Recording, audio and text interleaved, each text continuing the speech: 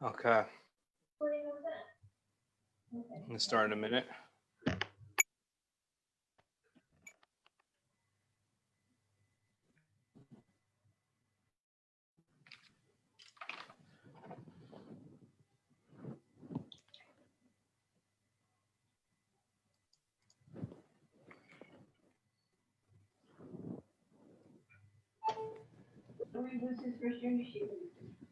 Okay. Okay. I'm gonna start in 1 minute when clock hits 4, 9, whatever it is.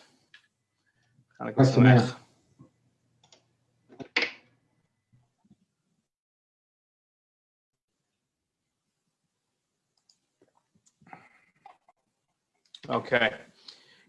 A shortened shiur, only because I like candles exactly at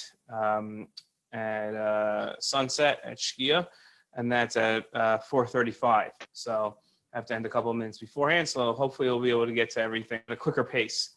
Even though I know we have more to cover because there was no introductory shiur this weekend. For that, I apologize. Okay, so the first source that we're going to see is Gemara, and this is basically we're gonna off of this source here, and it's different than we're gonna see a lot of sources, but it basically all comes down to this source. The Gemara says as follows: Taner Rabbanan, Ner Chanukah mitzvah lanicha pesach mibachutz. So ideally, and in Eretz Yisrael we do this. The mitzvah of Chanukah is where do we light?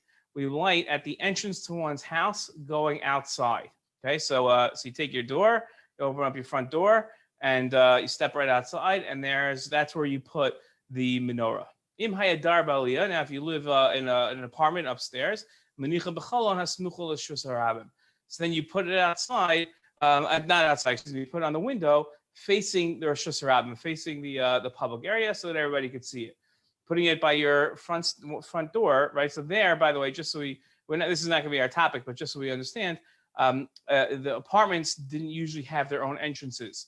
You would enter into the first floor house, whoever's house, and then there would be sort of like a staircase or a ladder that you would go up. So that you didn't have a front door if you lived upstairs, right? There was no such thing. So, but you had a window that looked out to Rosh Hashanah. Okay. Ubeshasakana, and here's our topic. Okay, so on these next 6 words, this is where we're going to find most of what we have to look at. And the time of danger, manichal shochano v'dayo. So then you light it on your essentially your dining room table, and that is sufficient. Okay, so that's it. So now we have I have 3 opening questions here. The first question I have is, what's this danger? When it says a shasakana, what's the danger that we're referring to? Right? What is the danger? Okay, that's number 1. Number 2 is that mitzvah lanicha al pesach beisom mibachutz. The mitzvah is to put it outside, right? That's the mitzvah. The mitzvah is to put it outside. So how is it that I can then, in a time of sakana, switch it to my table? How does the halacha allow me to switch? If the mitzvah is to light outside, so then I should light outside. If it's dangerous and I can't light outside, so then now all of a sudden I can light outside, right? How does that? I can light inside, right? How do I fulfill the mitzvah if we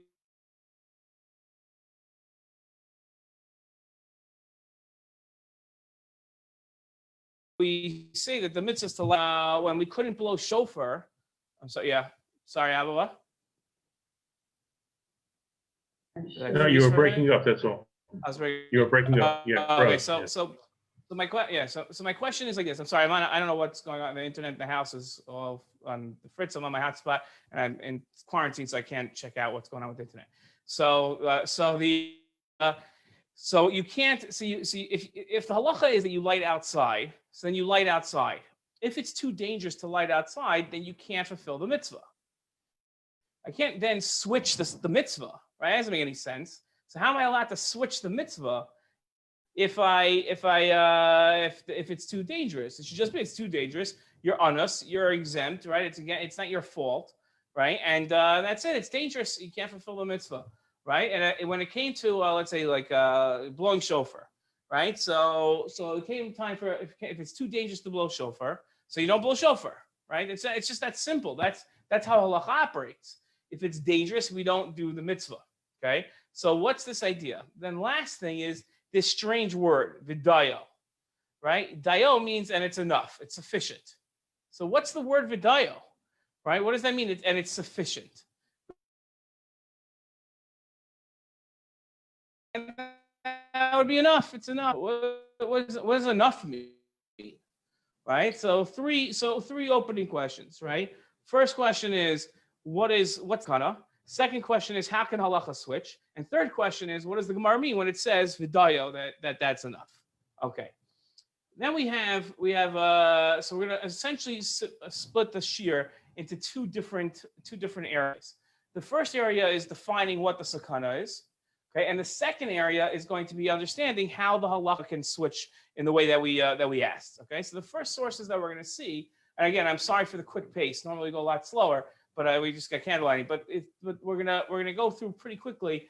The first couple sources are going to be a constant machlokas between Rashi and Tosfos in three different areas throughout Shas as to what this danger was. Okay, then the Gemara talks about that there's a danger.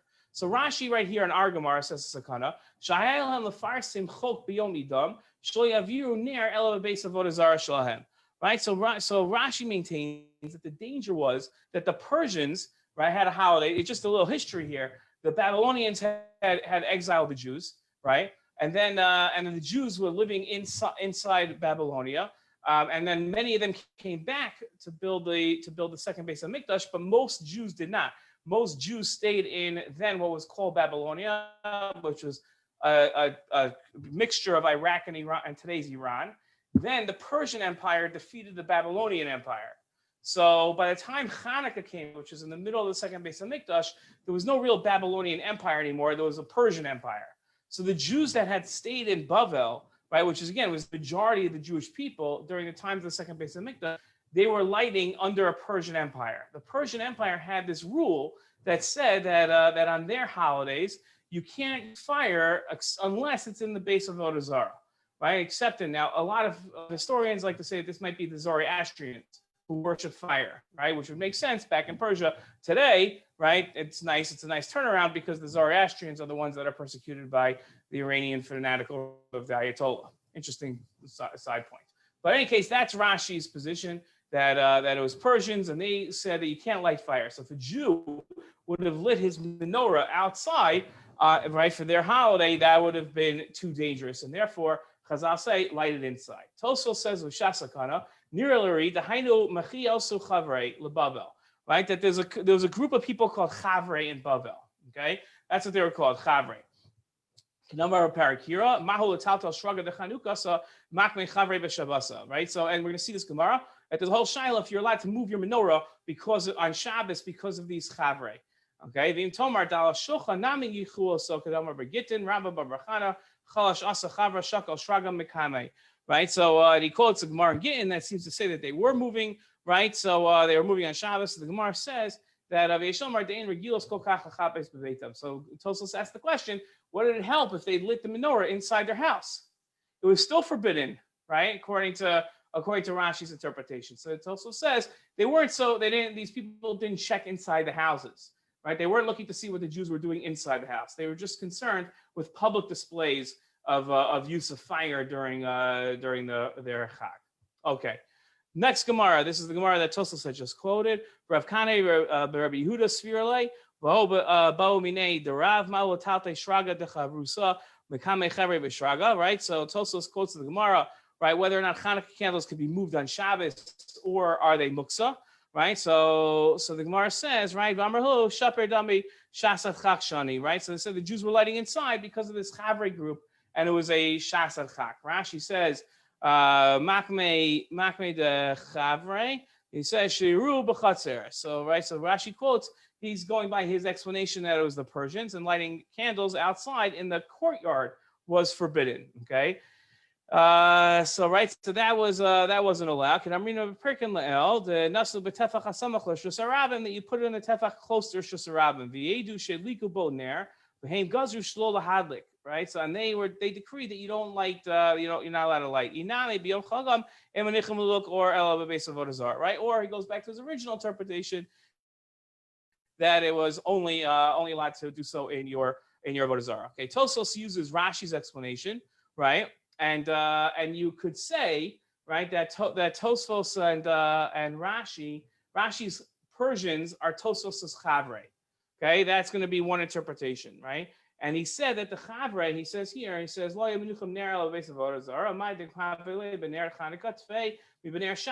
So what's the difference in Ner Chanukah and Ner Shabbos? How come the Jews were allowed to light Ner Shabbos? Right? How come that was never a problem?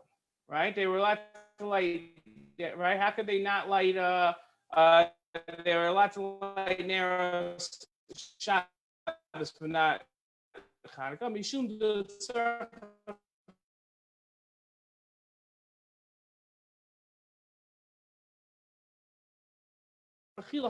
they allow the Jews for eating, not a religious thing. It's in order, right? It wasn't for their holiday, so that's why they were allowed to light Shabbos candles. Okay,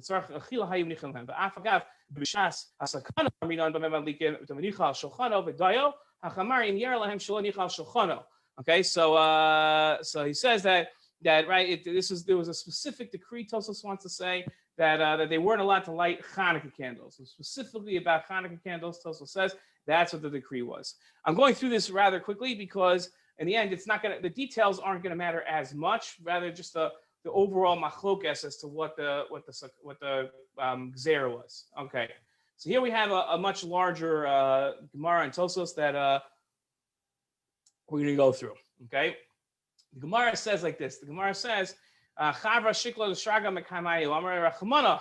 Oh, betucho betulo davarasu, right? So the people in the Gemara are talking about a time where the Chama would persecute the Jews, and so the people in the Gemara complain. They say, "Oh, Kadosh Baruch Hu, stop with this persecution. Okay, enough. Either take us out of exile or get rid of us. Whatever you want to do, but stop with this thing, right?" So Chavra, so Rashi says, are parsai.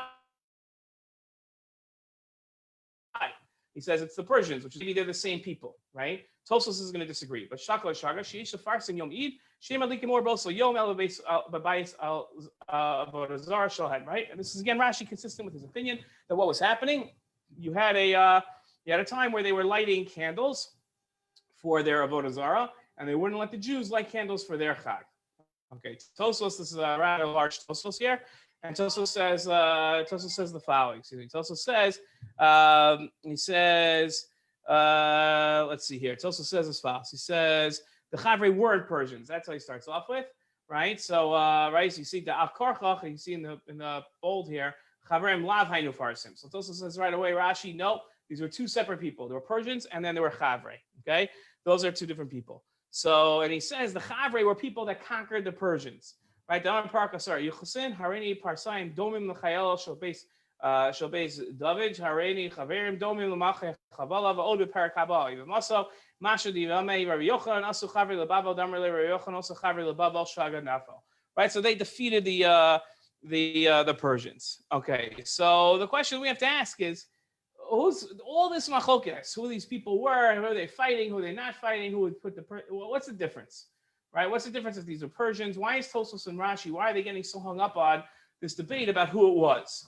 Okay, so you say one time there's a machlokes, but Tosfos is really going crazy on Rashi saying, no, you got it wrong. These weren't the Persians, these were the Chavre. The Chavre weren't the same people as the Persians, right? They had different motivations, they're different people. So what's the difference? Why, right? The important part is that the Jews weren't allowed to light, that it was a sakana for them to light. And we know it doesn't make a difference if they were the Chavre or the Farsai, it doesn't make a difference who they were. Right, both of them don't allow lighting. Right, don't allow the Jews to light. That's what seems to be important. So why do we have all these things? Okay, the Tosfos at the end says as follows. It says the Omer Ri Bagozo Basra Amina Damarle Rav Kahana Ada Idna Havu Machasa Devione Look Apade Ashichas Damim. So he says that, and this is important. The Persians were careful about killing people. Persians didn't like killing people, okay? And other people that persecuted the Jewish people throughout time weren't careful about killing people. They had no problem with killing people, okay? The Persians' only problem, Tosfos says, is that they would go ahead, and their issue was the fact that that people like using fire in their religious observance, but the Persians, they wouldn't kill you over it. This wasn't an executable crime. This is just something. It was a criminal act. They didn't like it.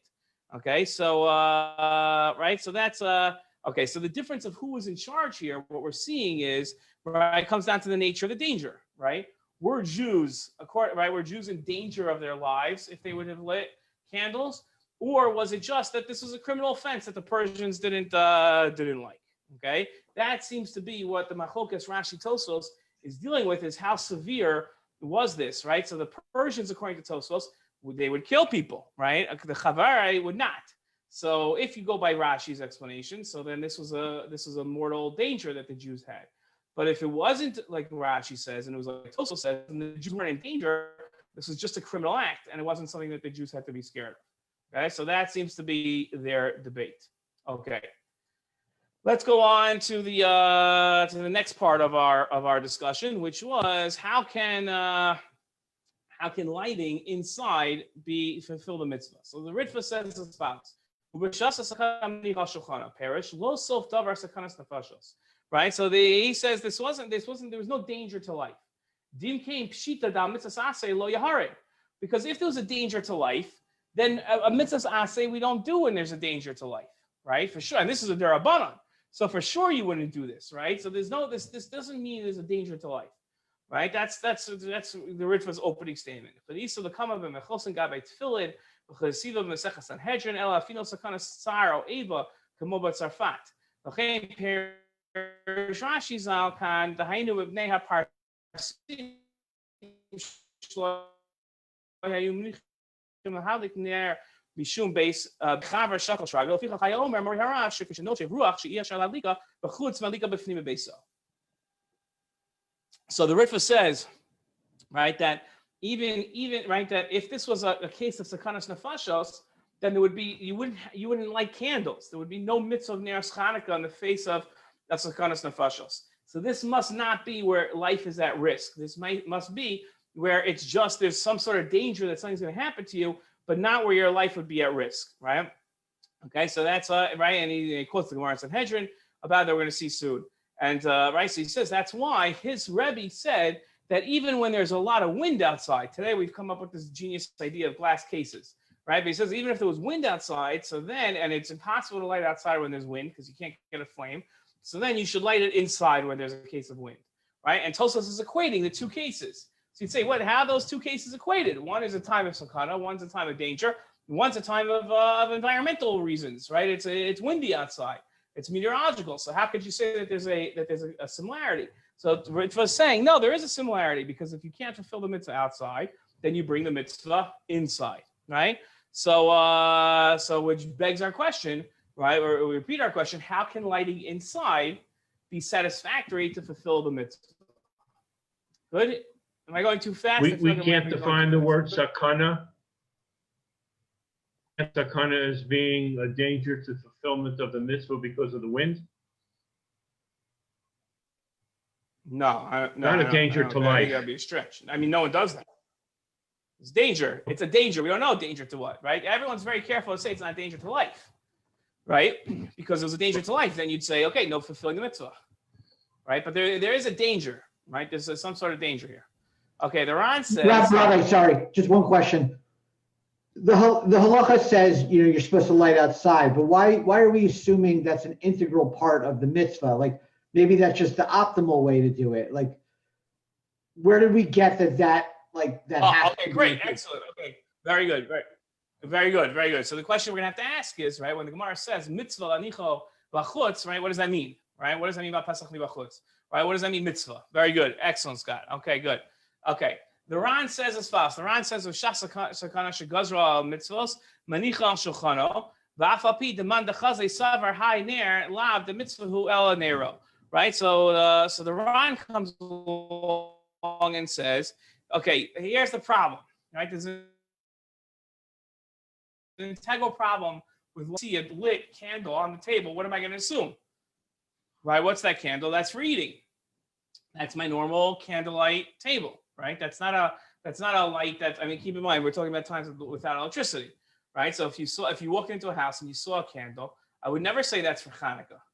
I would say that's the table candles. He says, but even so, right? Afapi, that even though everyone's going to look at it and say that's not a Chanukah candle, right? In a time of danger, you should still light inside, right? He's saying even though you're missing out on this this idea that you'd see this as a Chanukah candle. Okay, so right, so it would seem to be his Afapi. Let's take the Ran apart and see what's he saying. The Ran is saying that even though you're not going to know that it's for Chanukah. Well, okay, so now let me ask the question. Who cares if I think it's for Chanukah or not? So according to the Ran, it seems to be that that's very important. It's very important that somebody looks at my candles and says, that's a Chanukah candle, right? And so the Ran is saying, even though you're not gonna know it's for the Chanukah candles, and even though that seems to be a very integral point, or there's no reason for the Ran to bring it up, right? So you still fulfill the mitzvah by lighting inside. So, but hold on a second, I don't get it. If it's an important part of the mitzvah, right, so that people notice that it's for the Chanukah candles, then why am I setting it aside? How do I do that? Right? In other words, why, if the Ran is, right, see my question? If the Ran is bringing it up as saying this is very important that we light inside, right? So, if the Ran says it's very important that people know it's for the Chanukah candles, so then people have to know it's for the Chanukah candles, right? So now the Ran says, even though we should still light inside. So he seems to be saying it is important, but then saying it's not that important. So if it's not that important, don't bring it up. And if it is important, then how are we just brushing it aside? Right? That's the question. Okay. So so let's review our questions, and then we'll look at two sources to work on the answers here. Okay. So our first question is, what's the danger? Right? What was the danger that we were talking about? Our question is, how does the halacha of placement of the menorah change, right? How does it just switch? What did the word dio mean? That it's enough, right? It's enough. Okay, by the way, the Rambam, when he quotes this halacha, he also uses the word dio. Okay, he uses that word, which is interesting. Okay, and okay, who really cares who the people were, right? What's the difference, right? The point is that the Jews weren't allowed to light. Okay, how can lighting inside be satisfactory to fulfill the mitzvah? Okay, and it would seem, according to the Ran, that you're not accomplishing the mitzvah of pursuing Nisa, right? You're not publicizing the miracle because you don't have the candles and noticeable that it's for Chanukah. So how does he just simply set that aside, right? Those are our questions. Okay, so let's look at an interesting halacha. This is a halacha that doesn't apply uniquely to Chanukah, but applies to the entire Torah. This is a Kol Torah Kula halacha. The Rambam has a whole parak in the fifth parak of Yisodei HaTorah where he talks about the mitzvah of Kiddush and Chil Hashem.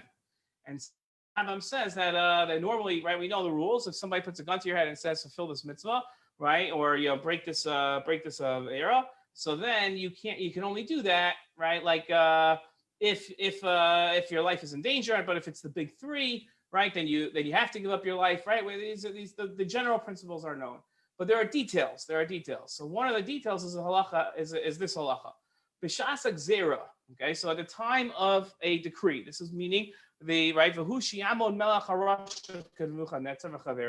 have a wicked king like Nebuchadnezzar or anybody like him. The Yigzor gzera al Yisrael levatel daitam o mitzvah min mitzvos. Right, and they say that you can't practice Judaism, right? Can't be shomer Torah mitzvos, or you can't do one particular mitzvah. Okay, if that's the time that you're living in, right, where it's forbidden to do the mitzvahs or forbidden to do one mitzvah, so then the rule becomes you must die for any of the mitzvahs. Beinen difference. If you're one Jew in front of all the Gentiles, and they say that you're not allowed to, let's use our example, not allowed to light Hanukkah candles, you must light Hanukkah candles, right?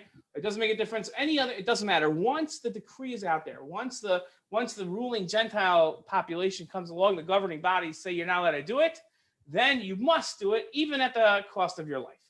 Okay, that's the rule. Whole different Shiur as the logic and the reasoning behind this halacha. But let's put that aside and just assume that's the reason. So if you would take that to our case, right, Shahasakana, it seems to be where the Gentiles are saying you can't do this mitzvah, right? The Zoroastrians, whoever it is, right? The Avodah say you can't light Hanukkah candles. So now it seems we should be lighting Hanukkah candles, right? No question asked here. right? We should definitely be lighting Chanukah candles no matter what, and we should be lighting Chanukah candles outside, right? That seems to be what should be happening here. So how come we're not following this halacha of the Rambam?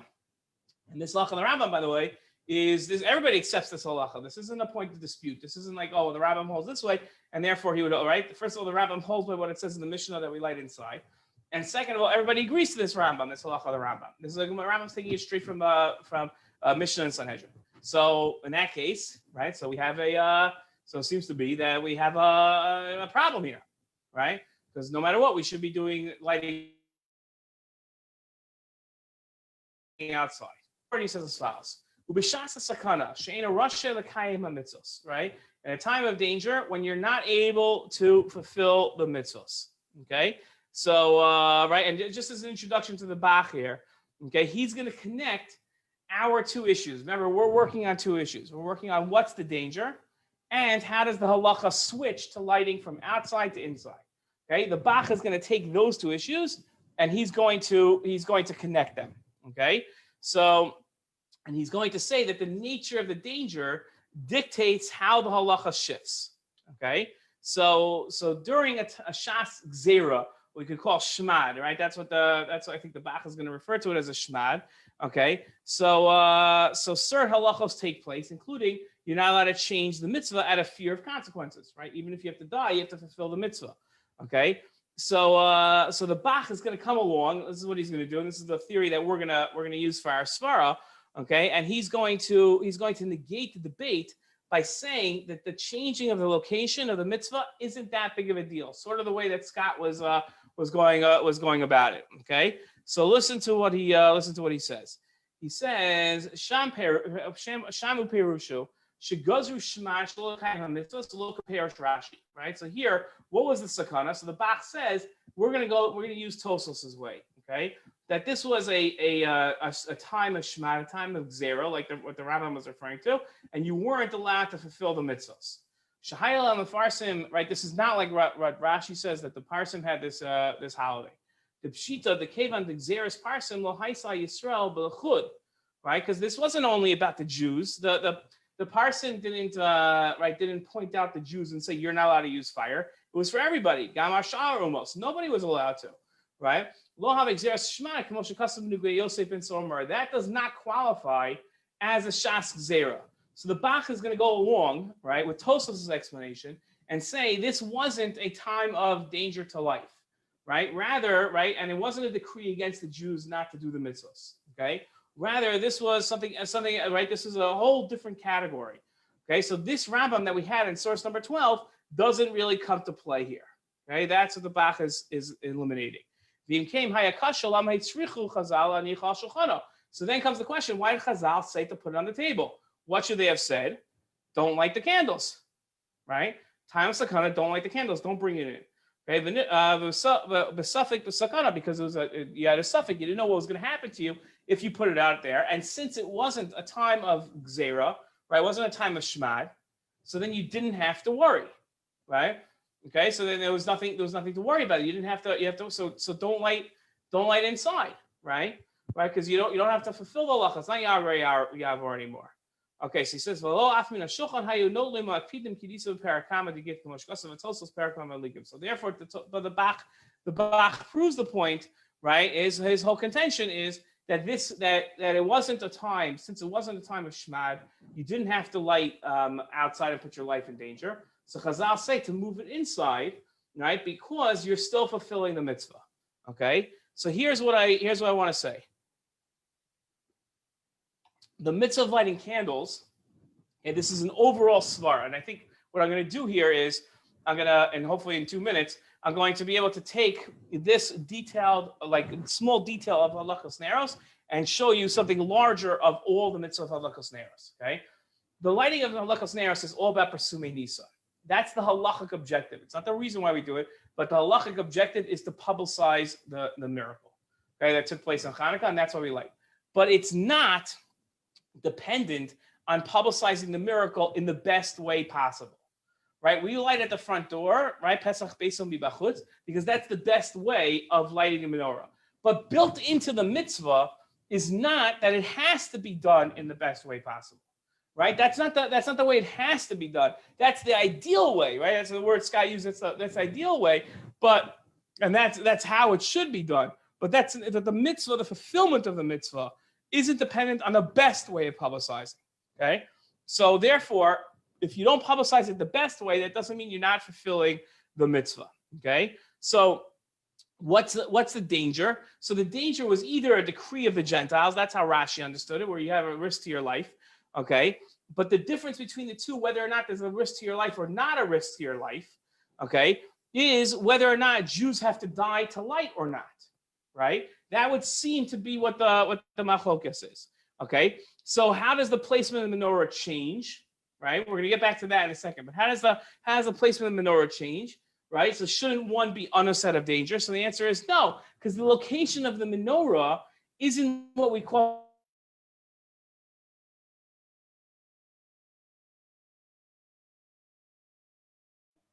Stop.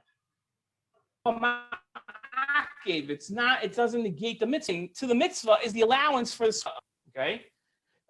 Okay, so now we can understand why the Gemara uses the word dio, right? It means it's enough, right? Dio is the language of sufficient. It's sufficient. Sufficient means they have to get to a certain level, right? What level are we talking about? We're talking about the level of Persumi Nisa. So I have to get to a level of Persumi Nisa, right? I have to get to a specific point of Persumi Nisa, right? And so how do I get to that level? So it seems to be that I must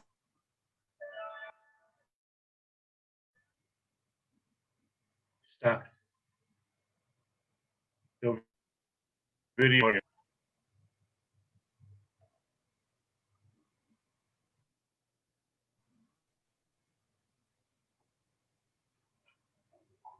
Stop completely. You can't hear you, and you're not moving.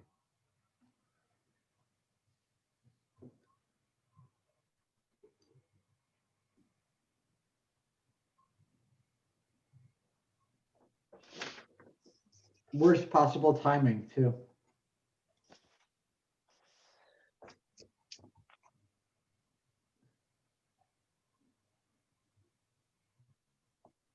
I think he's gone.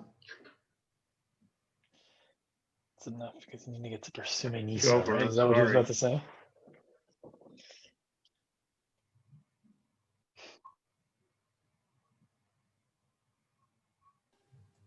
Okay, I'm assuming you can see me now.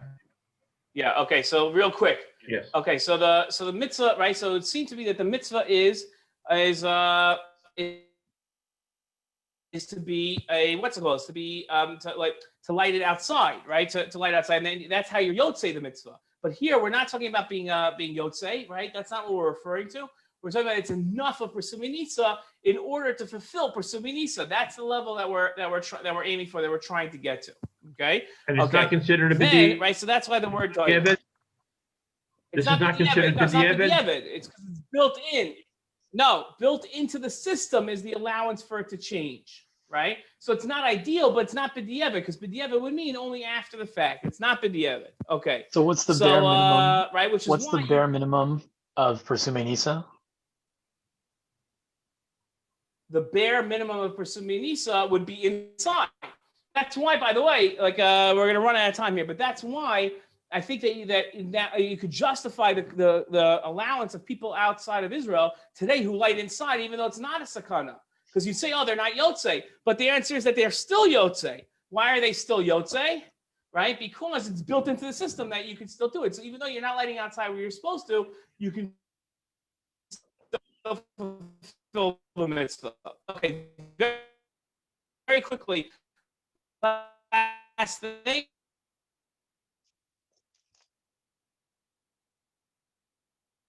Right. So the mitzvah. So it's enough. You're breaking up.